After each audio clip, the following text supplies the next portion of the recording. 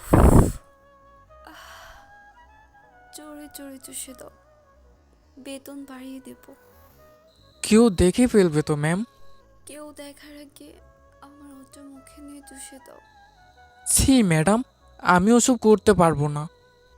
তাহলে বলবো তুই জোর করে আমার সাথে এগুলো করছিস, বেতনও পারবো না। তাই বলে আপনার ওই দুটো চুষবো? শুধু ওই দুটো না, আজকে আমার উপর নিচ সব জায়গায় চুষবি।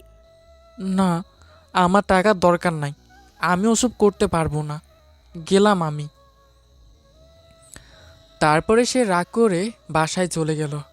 পরদিন আবারও আমি অফিসে আসলাম। তারপর বস দেখে বলল, হ্যালো মিস্টার রনা, একবার আমার কেবিনে আসুন। পারবো না, কেন? সময় নেই। আমি আপনার বস বলছি। তাই কি? আশ্চর্য, আপনার কি চাকরি করার ইচ্ছা আছে নাকি নেই? আমার চাকরি নিয়ে আপনারা তো মাথা ব্যথা কেন? আমি আপনার বস, আমি ইচ্ছা করলে আপনার চাকরি থাকবে, আর ইচ্ছে না থাকলে চাকরি থাকবে না। ঠিক আছে, আসছি। উফ, সঙ্গে সঙ্গেই দুটো থাপ্পড় দিয়ে দিল। বসুন। দরকার নেই, আই এম কমার ফেস্টিভ্যাল। দরকার আছে, বসুন। আমি যা যা বলি সেগুলো দেখুন। লেখার দরকার নেই, আপনি বলুন, আমি মুখস্থ করে নিচ্ছি। অনেক বড় লিস্ট, আপনি মনে রাখতে পারবেন না। সেটা আমার ব্যাপার। উফ, আপনি এত কথা বলেন কেন? ওই দিন যা করেছেন, তারপর আর কি বলবো? ঠিক আছে, বলুন। সরি, সেদিন উত্তেজিত হয়ে আসার সময়।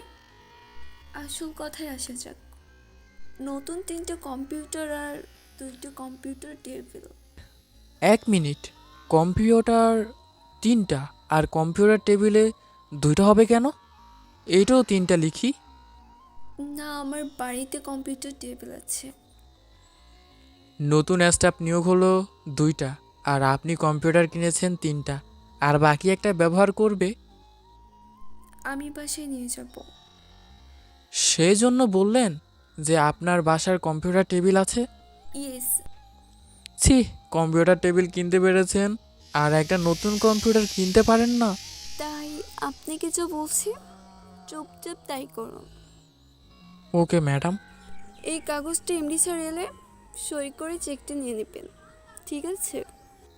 না, ঠিক নেই। এই, আপনি তো তেইরা কেন? যা বলছি সেইটা না শুনলে কিন্তু খবর আছে। বেতন কি কম পান নাকি? নিজের টাকা দিয়ে কিনলে কি সমস্যা হয়? ভুলে যাবেন না যে আমি আপনার বস।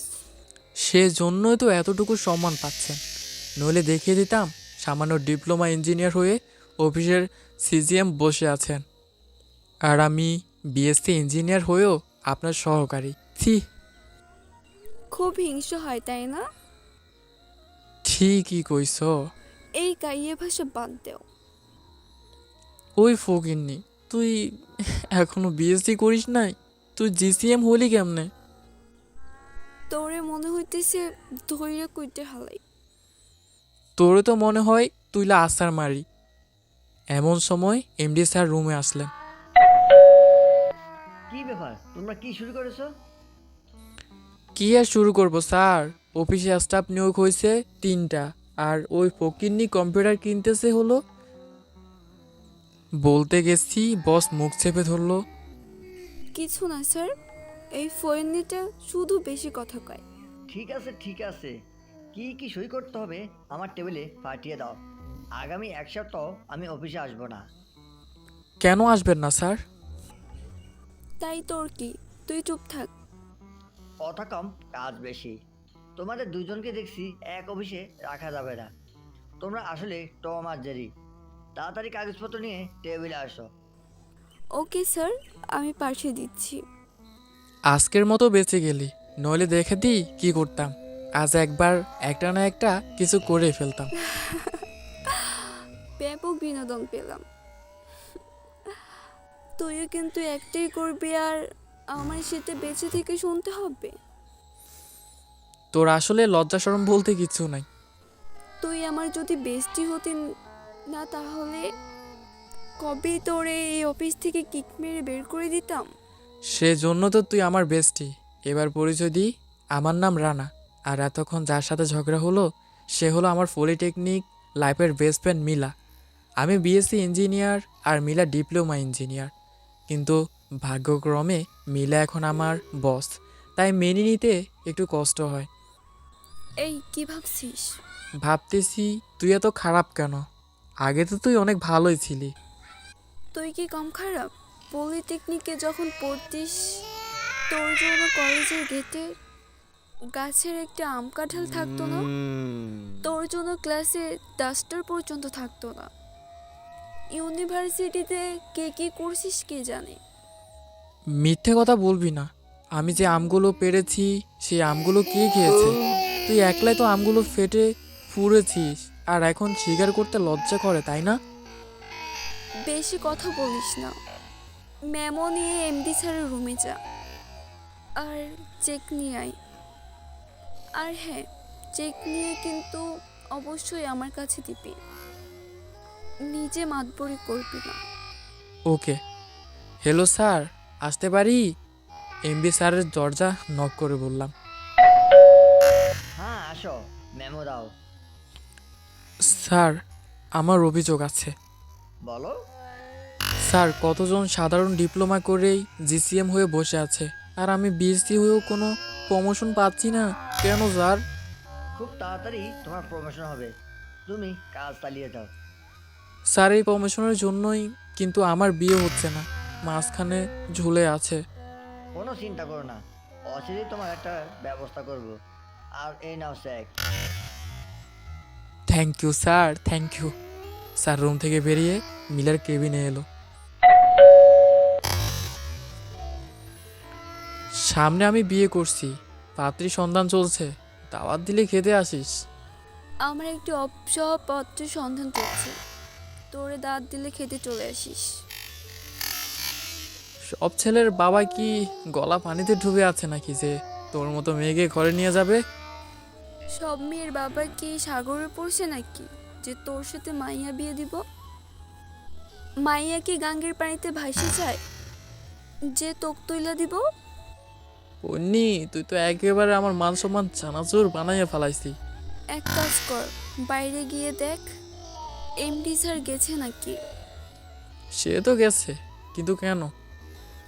কেন, আমি আবার বাড়িতে যাব? আর হ্যাঁ শোন, এমডি স্যারের মতো মনে কর আমিও অফিসে নেই, তুই সব কাজ করিস, ঠিক আছে?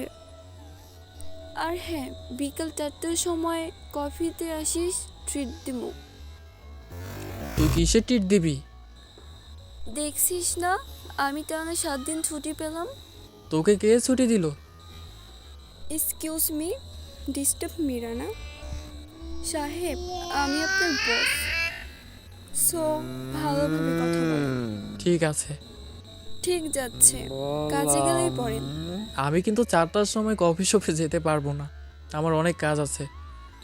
তোকে আসতেই হবে, কারণ তোর বাসার সামনে গার্লস স্কুল, তুই সব বাদ দিয়ে শুধু মেয়েদের দিকে তাকিয়ে থাকিস।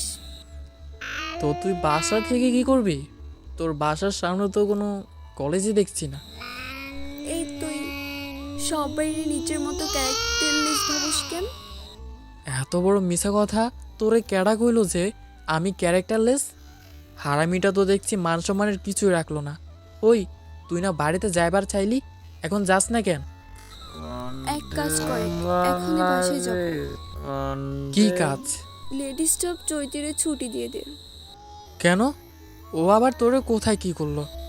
ও তো কিছু করে নাই, কিন্তু তুই তো করতে পারিস, তোক দিয়ে বিশ্বাস নেই। আচ্ছা, আমি যে এতক্ষণ ধরে তোর কেবিনে বসে আছি, তোকে কি কিছু করেছি? করেছিস তো, কত অপমান করলি আমারে। আমি কিন্তু নেগেটিভ ব্যাপারটা কথা বলছিলাম, আর তুই ভাবলি পজিটিভ। তোর সাহস থাকলে কি ছেড়ে দিতিস আমাকে? আমি তোর মতো অতটা খারাপ না, আমি ভালো পোলা। সেইটার নমুনা তো দেখতেই পাচ্ছি, এত ভালো পোলার বউ নেই কেন? তুই থাকতে আবার বউ লাগে নাকি? জীবনটা অন্য তেনা কইরা দেওয়ার জন্য তুই একাই যথেষ্ট। হ, এখন সব দোষ তো আমার। একটা কথা বলতে চাইলাম, তুই কি রাগ করবি? যদি রাগ ওঠার মতো কথা বলিস তাহলে তো রাগ করবই। কিছু মনে করবি না তো? যদি কিছু না মনে করিস তাহলে বলবো, আর মাইন্ড করলে বলবো না। ঠিক আছে, তুই বলিস না। যদি শোনার ইচ্ছে না থাকে তাহলে বলবো না। যদিও শোনার ইচ্ছা নেই, তারপরেও তুই কথাটা না বলতে পারলে তো আরেক অশান্তি সৃষ্টি করবি। সেদিন আম্মাকে তোকে দেখিয়েছি, তারপর কি? তারপর আম্মা আমাকে বলেছে যে তোর সাথে দেখা করবে। করেছে তো, আর কথাও হয়েছে। তুই কি বলেছিস? কি আর বলবো, হ্যাঁ বলে দিয়েছি তো। মা বললো যে ছেলে ছেলে বিয়ে করাইতে নিয়ে যান একেবারে। পুকুরে পড়ছি, মোটেও পাত্রী পাইতেছি না। তো আমিও তোর জন্য না হয় এটুকু স্যাক্রিফাইস করলাম। তুই আর কি স্যাক্রিফাইস করছিস? আমি তো স্যাক্রিফাইস করতেছি। কি স্যাক্রিফাইস শুনি? এই বাজারে যে যৌতুক ছাড়া বিয়ে করবো, এটা কি কম স্যাক্রিফাইস নাকি? আচ্ছা বল শুনি, কয় লাখ টাকা চাস? কিছুই না, শুধু তোকে চাই। সেই পলিটেকনিক লাইফ থেকে তোকে লাইক করি, কিন্তু ভয় কিচ্ছু বলা হয়নি। আমিও কিন্তু, তবে আমার আমার বিশ্বাস ছিল যে যদি তোর বিয়ে ঠিক হয় তারপরে আমি সেই বিয়ে ভেঙে দিয়ে তোকেই বিয়ে করতাম। আমি খুব ভয়ে আছি জানিস। কি ভয়? তোর মতো একটা আজহাইরা হারামিরে নিয়ে সারা জীবন থাকতে হবে তাই। এই তুই খারাপ, এই হানি দাঁড়া দেখ তোরে কি করি।